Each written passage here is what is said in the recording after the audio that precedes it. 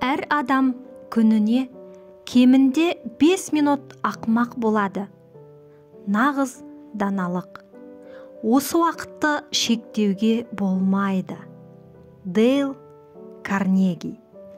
Американдық мұғалім, психолог, жазушы. Аудиокітап каналында. Дана адамға әр күні жаңа өмір басталады. Әрекетіңізден кейінгі туындайтын ең жаман нәтижелерді елестетіп, оларды алдын ала қабылдаңыз және әрекет етіңіз. Өткен кездегі жүгіңнің үстінде қазіргі арқалаған жүгің бар. Осыған болашақтағы қосылатын жүгің тіпті ең мықтыны да сүріндіреді. Күлу еш қиын емес, бірақ ол бағаланады. Тағдыр саған лимон сыйласа, сен одан лимонад жаса. Адам өзімен соғыса бастаса, жақсы нәтижеге қол жеткізеді.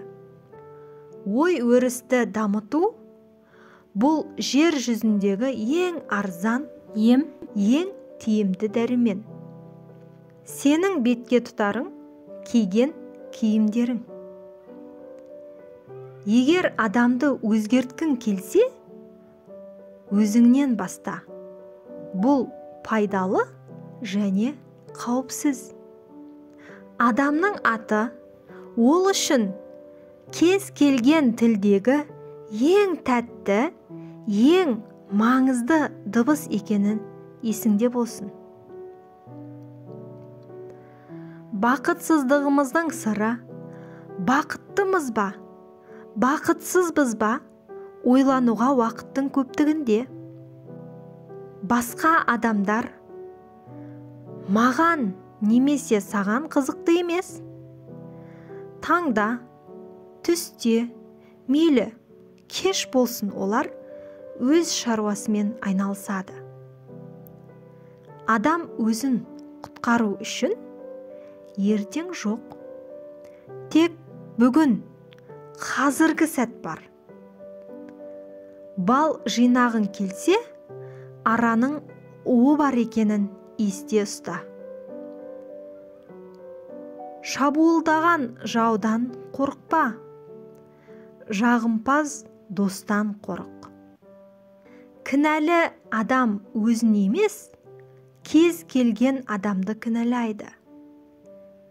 Қорқыныш еш жерде болмайды. Ол тек сенің ойыңда. Шын ықыласпен құлшыныс табыстың 50%-ын құрайды. Дәл қазір өзіңді бақытты сезін.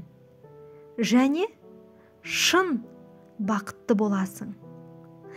Әлемдегі шын махаббатқа жетудің жалғыз жолы талап етуді тоқтатып, жақсы көре отырып, рахмет айту. Есте сақта, балалар үлкендердің айтқанын емес, істегенін істейді. Адамның жүрегіне баратын ең дұрыс жол, онымен жақсы көріп бағалайтын нәрсесі туралы әңгімелесу. Жер бетінде өмір сүруге бірнеше 10 жылдықтар қалды. Және біз шағымдар туралы ғана ойлаудан көптеген қайтарылмайтын сағаттарды жоғалтып жүрміз.